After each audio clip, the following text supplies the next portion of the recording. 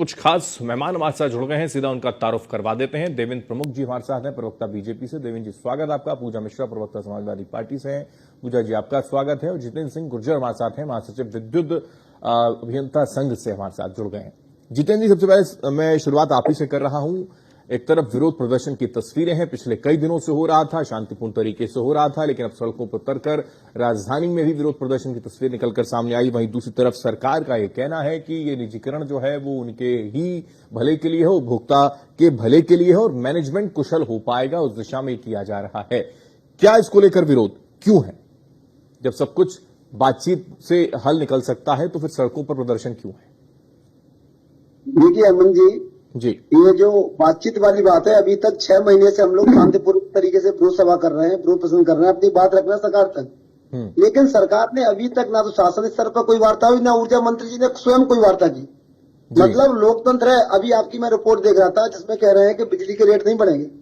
अभी निजीकरण हुआ ही नहीं। आप देखिए पिछले 6 साल से जो 2019 में रेट थे वही आज 2025 में रेट है। बढ़ोतरी नहीं पिछले 5 साल से बिजली के दामों में। लेकिन अभी निजीकरण हुआ नहीं और उससे पहले ही 30% बिजली के दामों को बढ़ाने का प्रस्ताव पावर कॉर्पोरेशन दे दिया निजी कंपनियों के कहने पर। ये अभी तक तो दिया नहीं गया था, अब क्यों रेट बढ़ाने का प्रस्ताव दे दिया? और मैं आपको बता दूं, मुंबई में टाटा कंपनी है जो 17.5 रुपए पर यूनिट की बिजली दे रही है। यहाँ पर 6.5 रुपए अधिकतम रेट है उत्तर प्रदेश में अभी तक। और जो आप कह रहे हैं कि सब्सिडी का जो बोझ है, सरकार कहती है सब्सिडी का बहुत बोझ है प्राइवेट, तो सरकार कहते हैं कि प्राइवेट कंपनियों को सब्सिडी नहीं देंगे। अभी एनपीसीएल को भी सब्सिडी दी गई है। मैं आपको बता दूं कि भाजपा के 2017 का जो संकल्प पत्र है उसमें स्पष्ट लिखा था गरीब उपभोक्ताओं को 3 रुपया पर यूनिट की बिजली दी जाएगी। आपको बता दूं 7 रुपया 80 पैसा रेट पड़ती है बिजली की लागत उपभोक्ता तक बिजली पहुंचाने में। अगर हम 3 रुपया दे रहे हैं बिजली का रेट अगर गरीब उपभोक्ता को, बीपीएल वालों को, तो जो पैसा बचेगा वो सरकार सब्सिडी के रूप में प्रतिपूर्ति करती है। अगर वो कह रहे हैं हम सब्सिडी नहीं देंगे, इसका मतलब आपने वो तो कर लिया, अपना घोषणा पत्र लेके जो भी आपको वोट मिलना था वो ले लिया। अब आप कह रहे हैं हम सब्सिडी नहीं देंगे। अभी आपने कहा था कि उपभोक्ता जो ट्यूबवेल वाले हैं सिंचाई के लिए बिजली मुफ्त है, तो भैया आप जब बिजली मुफ्त देंगे तो उसकी सब्सिडी तो देंगे ना विभाग को। अब कह रहे हैं सब्सिडी हमारे लिए बोझ है। और मैं आपको कह रहा हूँ ये कह के दिखाएं पावर कॉर्पोरेशन के हम प्राइवेट कंपनी को सब्सिडी नहीं देंगे, ये प्राइवेट कंपनी को भी सब्सिडी देंगे, हम आपको बता दें।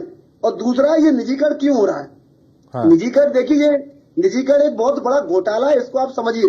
66,000 करोड़ रुपया बकाया है पूर्वांचल और दक्षिणांचल में। ये 2010 में जब टोरेंट को दिया गया था आगरा, तो उस समय 2200 करोड़ रुपया बकाया था और ये शर्त थी उसमें कि 2200 करोड़ रुपया वसूल के टोरेंट सरकार को देगा। लेकिन वो पैसा वसूला सरकार को 1 रुपया भी नहीं प्राप्त हुआ अभी तक जो है। और जैसे उनका तो ये जिक्र है कि इस घाटे से उभारने के लिए बड़ा प्रयास सरकार लगातार करती रही, लेकिन इस घाटे से हम इसको घाटे से बाहर नहीं निकाल पाए। निजीकरण एक माध्यम है कि उसके माध्यम से शायद ये संभव हो पाए। गलत बात। सरकार जो है अपने मन से बोल रही है 1,10,000 करोड़ का घाटा है, लेकिन 1,15,000 करोड़ का बिल बकाया है। अब बिल वसूली पे काम करिए। हम कह रहे हैं कि बिल हम वसूलेंगे, उसको पैसा तो 5,000 करोड़ रुपए के मुनाफे में आएंगे। अभी माननीय ऊर्जा मंत्री ने स्वयं ट्वीट किया था कि 2017 से लेकर अभी तक ऐतिहासिक कार्य हुआ बिजली के क्षेत्र में। जो लाइन जो चोरियां होती थी लाइन आनियां, वो 41% थे, अब घट के 16.5% बची है। एक तरफ तो आप कह रहे हैं बहुत सुधार हो रहा है, एक तरफ कह रहे हैं निजीकरण। देखिए जो बोल रहे हैं निजीकरण होकर ही रहेगा।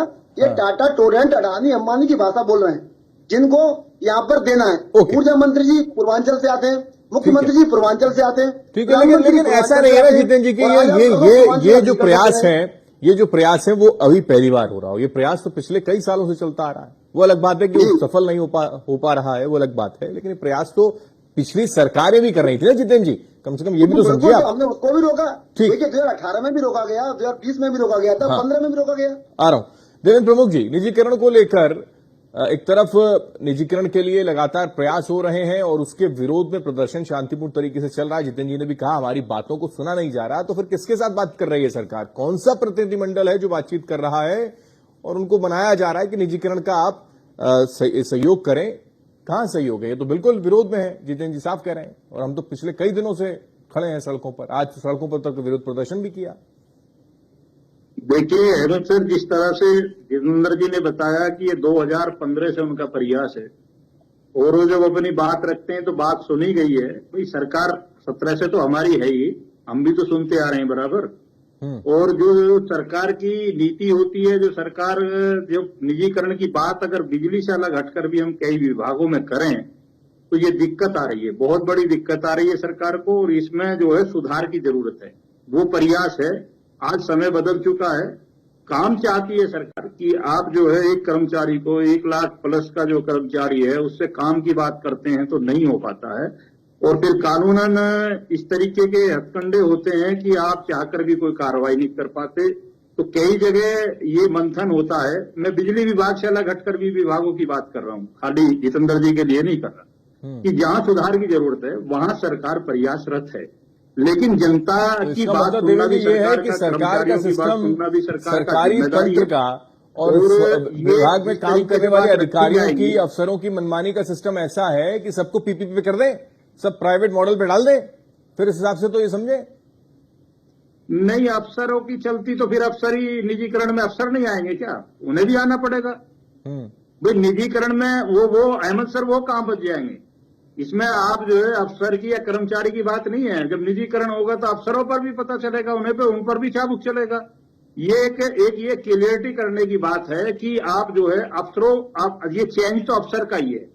ये नौकरशाह जो बड़े अफसर हैं जिस तरीके के, जब आती है बात निकल के छोटा कर्मचारी इसमें पिसता है तो बड़ा कर्मचारी इसमें हमेशा आनंदित रहता है। जिम्मेदारी उसकी होती है, जवाबदेही उसकी होती है। जितेंद्र सर ने हिसाब से क्लियर करा, मैं बताऊंगा, पिस जाता है कर्मचारी, छोटा कर्मचारी और बीच का मध्य वर्ग। ये जो दिक्कत आती है ना, ये बहुत ऊपर की दिक्कत है। ये कंपनी जैसे फाइनेंस की बात कर रहे हैं, जिस तरीके की अडानी अंबानी, इस तरीके की ये पहली सरकारों में भी थे। ये लोग, ये बिजनेसमैन, ये पहले भी देश की जो अर्थव्यवस्था का हिस्सा होते थे, आज भी हैं। लेकिन हमने इनकी पहले भी, देखिए आप निकाल कर देखोगे सर, डिबेट घूम जाएगी। एक रोड को 6-6 हजार 7-7 हजार करोड़ में बनाते थे। आज भारतीय जनता पार्टी की सरकार में 600 ही करोड़ में रोड बन जाता है, और वो 6,000 करोड़ की बात होती थी। तो ये भी पता है, इनका भी जो है कि आप नकेल डल रही है, ऐसी बात नहीं है। नहीं, मैंने तो बड़ा एक सिंपल सवाल पूछा देवेंद्र जी ने कहा कि हम पुरजोर इसका विरोध कर रहे हैं, उनको भी, और दूसरी तरफ सरकार का ये कहना है कि वो अपने परिवार के लोगों को मनाने का प्रयास करें। कैसे मनाएं? जब वो पुरजोर विरोध कर रहे हैं तो वो कहाँ? नहीं, उनकी बात सुनी जा रही है, उनको संतुष्ट करें। तो कह रहे हैं हम शांतिपूर्ण कर रहे थे, लेकिन हमसे एक बार मुलाकात तक नहीं हुई। जितेंद्र जी कह रहे हैं उनकी कुछ शर्तें होंगी, वो मानी जाएंगी। नहीं, जितेंद्र जी ने अभी कहा, शुरुआत में कहा कि हम इतने दिनों से प्रदर्शन कर रहे हैं शांतिपूर्ण तरीके से, हमसे बातचीत तक नहीं हुई, शासन स्तर पर भी वार्ता नहीं हुई। नहीं जितेंद्र भाई, प्रयास करिए, आपकी वार्ता जरूर होगी। इस सरकार में वार्ता होनी कठिन बात नहीं है। आपने देखा है, लोकतंत्र में विरोध करने का अधिकार दिया गया है, हम लोग अपनी बात ही रख सकते हैं। सरकार अगर बात नहीं करेगी, क्योंकि हम लोकतंत्र, देखिए हमने अभी स्पष्ट कहा है कि जनता को हम कोई तकलीफ नहीं देंगे। आज भी हमने कहा है कि बिजली व्यवस्था एकदम बिल्कुल दुरुस्त बनी रहे। हम अब शांतिपूर्ण विरोध कर रहे हैं, जनता से हमें कोई दिक्कत, जनता हमारे साथ है ना।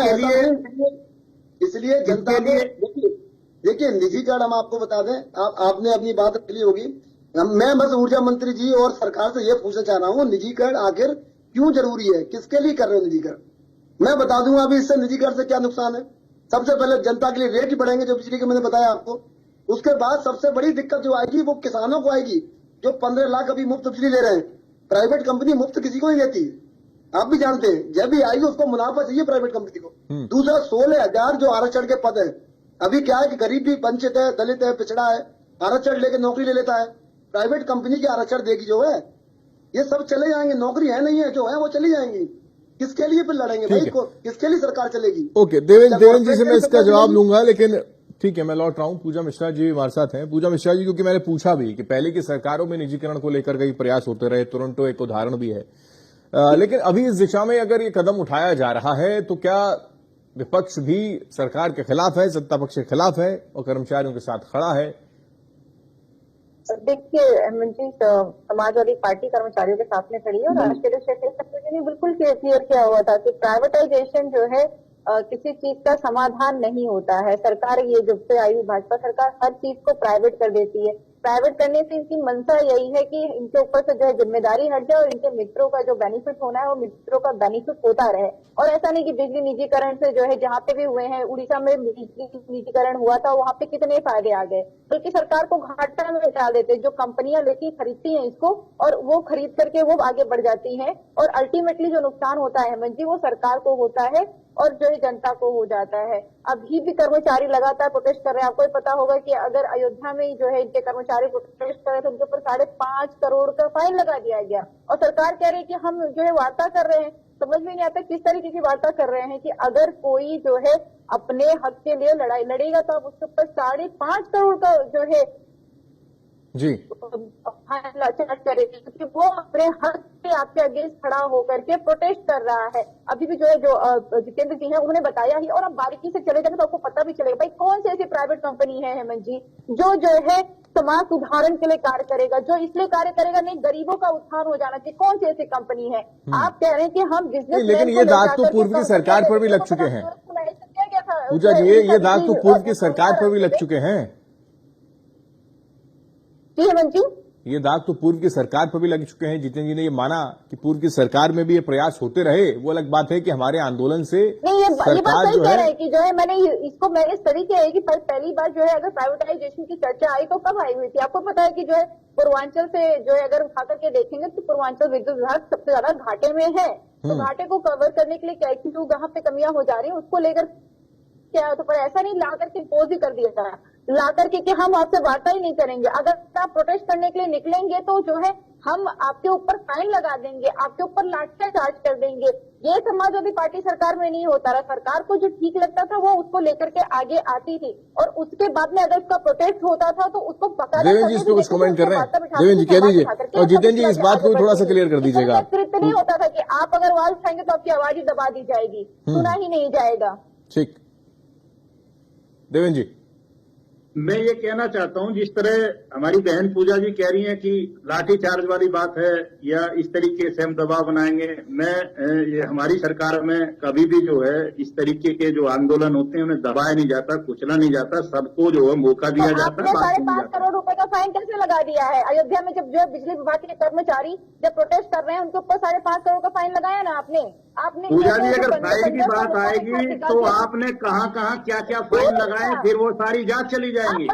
मैं ये कहता हूँ कि हम प्रोटेशन को हम कभी भी आंदोलन को प्रोटेस्ट को कभी भी रोक से प्रोटेस्ट कर सकता है कोई भी, ये लोकतंत्र है, अपनी बात रख सकता है। और लाठी चार्ज की बात करते हैं आपने, लाठी चार्ज नहीं करते, हम किसानों की बात मानते हैं।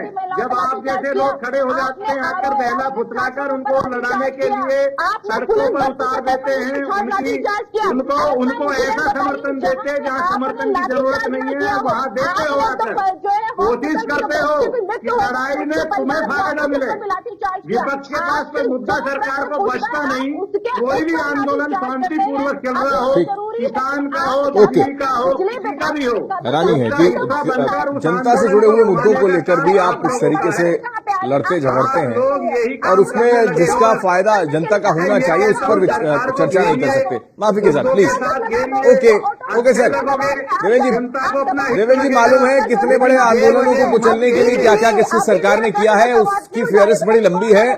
चाहे वो बीजेपी के लिए हो, चाहे वो समाजवादी पार्टी के लिए हो या फिर कांग्रेस के बैठे होते तो उनको गिना देता, उनको समझा देता मैं। और ऐसी स्थिति होती तो फिर वो काला कानून किसानों को लेकर आया था, उसको गो बैक कर दिया, वापस ले लिया, उस पर भी थोड़ा सा विचार कर लें आप, है ना। ऐसा ना हो कि निजीकरण को लेकर फिर बाद में पछतावा सरकार को हो। ओके, मैं लौट रहा हूं। लेकिन जितेंद्र जी, मैं आपसे ये भी समझना चाह रहा हूं कि केवल वर्तमान की गवर्नमेंट इसके लिए दोषी या फिर पूर्व की सरकारों पर भी थोड़ा सा अगर हम ध्यान दें तो उस वक्त भी बड़े प्रयास हुए। वो अलग बात है कि एक आंदोलन होता रहा और ये सफल नहीं हो पाया।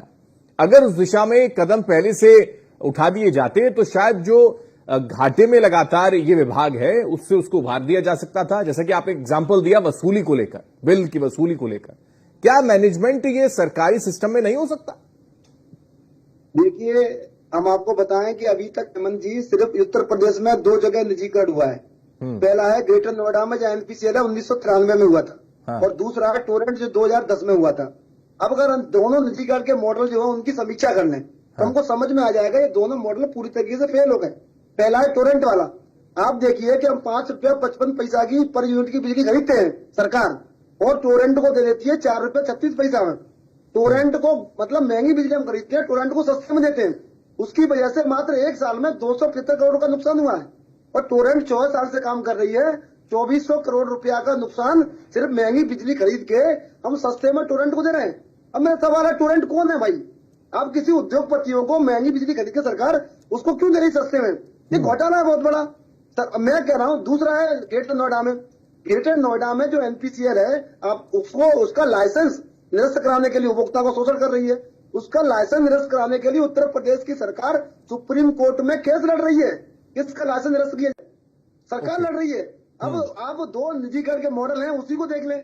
और माननीय ऊर्जा मंत्री दोनों की तारीफ कर रहे हैं, तो इसको क्या समझा जाए? दोनों फेल मॉडल हैं। जब आपके दोनों मॉडल फेल हो गए तो आप निजीकरण को क्यों बढ़ रहे हैं? पहले उसकी समीक्षा कर लें। आपको बस थोपना 42 जनपद है हेमंत जी, 42 जनपद उत्तर प्रदेश में, टोटल 75 जनपद है, 42 का निजीकरण कर रहे हैं। 42 का इतने पूरा पूर्वांचल का एरिया है 21 जनपद, पूरा दक्षिणांचल का बुंदेलखंड को मिला के 21 जनपद। तो जी सबसे गरीब जनता रहती है पूर्वांचल में। अगर उसको 5 किलो अनाज बंद कर दे, सब सड़कों पे आ जाएंगे। और उससे आप कहोगे कि प्रीपेड मीटर लगवा के प्राइवेट कंपनी का और 2000 का बिल हर महीने दे दें।